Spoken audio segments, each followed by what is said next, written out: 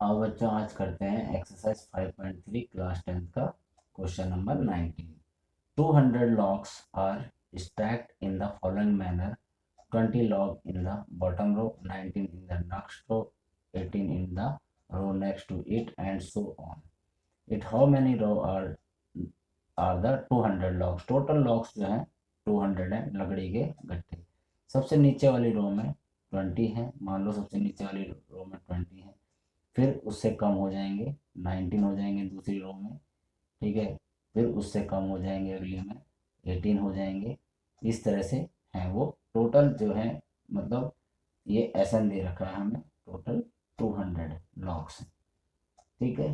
Question यहाँ पे solution लिख लिया और टोटल लॉग्स हैं 200।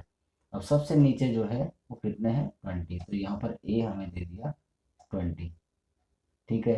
अब फिर उससे ऊपर वाली में 19 है, तो मतलब एक कम हो गया, ठीक। तो यहाँ पर कितना हो गया अगला, डी जो है हमारा क्या हो जाएगा, जैसे ए हमारा 20 है, ए पी हमारा ऐसे बनेगा, ये 20 फिर 19 फिर 18, इस तरह से 200 लॉग टोटल होंगे।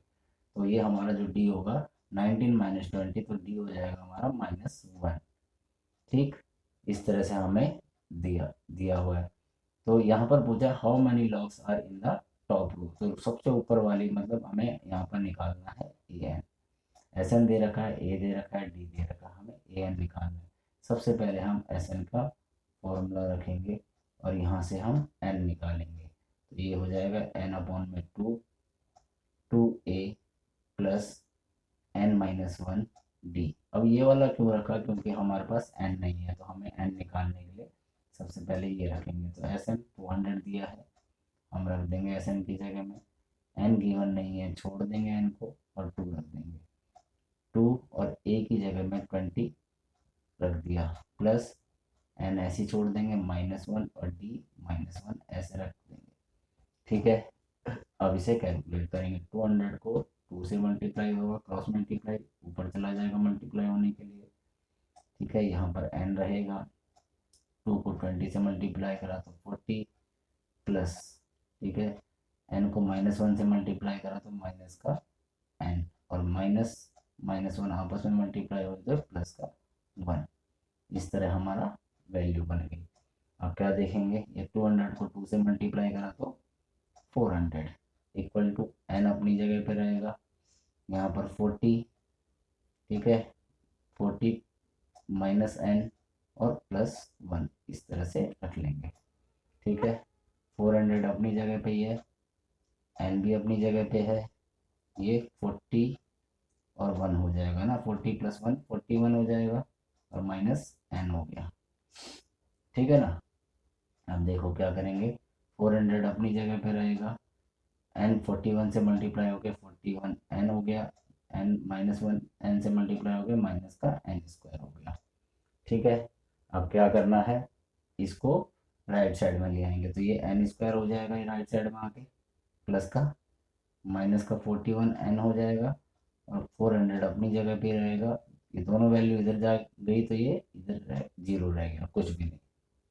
अब ये हमारे पास एक इक्वेशन बन के आ गई।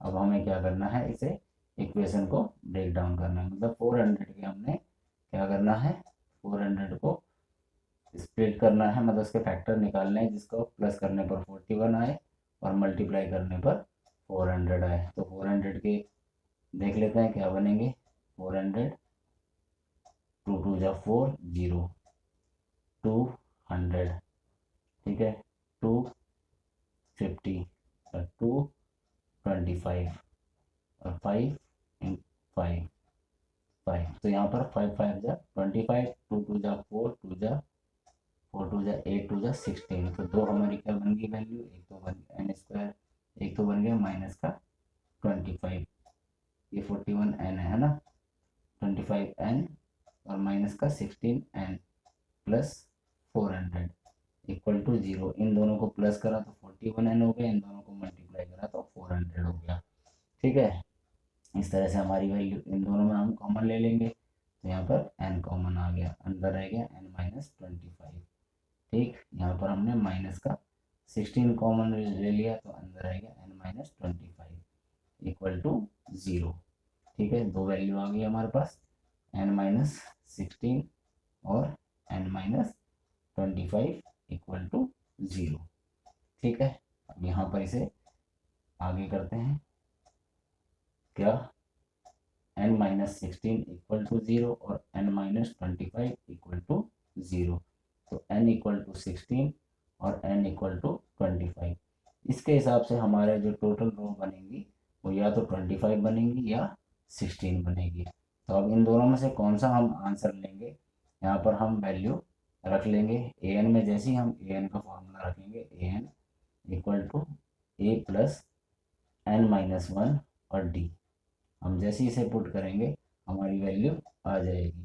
तो यहाँ पर हमने मान लो पहले 16 रख दिया, तो यहाँ पर n की जगह में 16 रखा। ठीक है, लास्ट जो मतलब पहली रो होगी वो 16 अगर हुई तो a की वैल्यू क्या थी, हमें दी हुई 20 प्लस n की जगह में 16 माइनस 1 और d की जगह में -1 रख दिया। तो ये क्या हो गई 20।